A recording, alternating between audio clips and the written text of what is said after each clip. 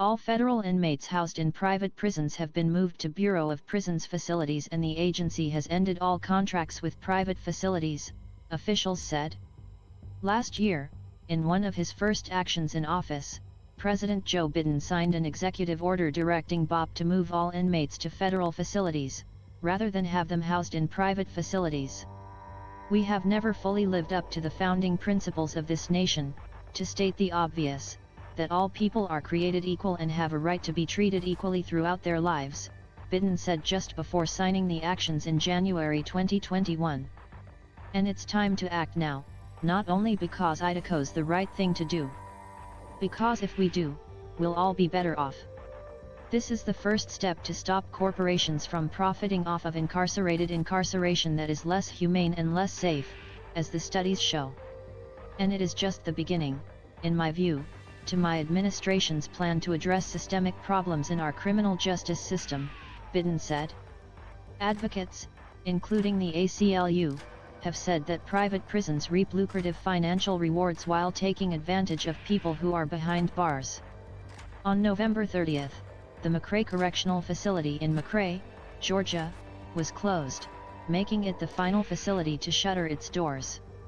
Biden signed an order directing the Attorney General to not renew contracts the Department of Justice has with privately operated criminal detention facilities. As expected, it took about a year to complete the transition.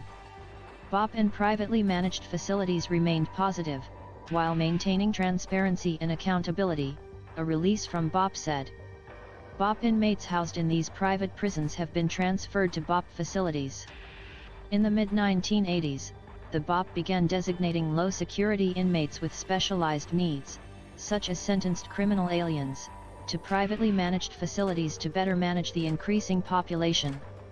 Over time, the BOP maintained contracts for 15 facilities, housing approximately 29,164 inmates.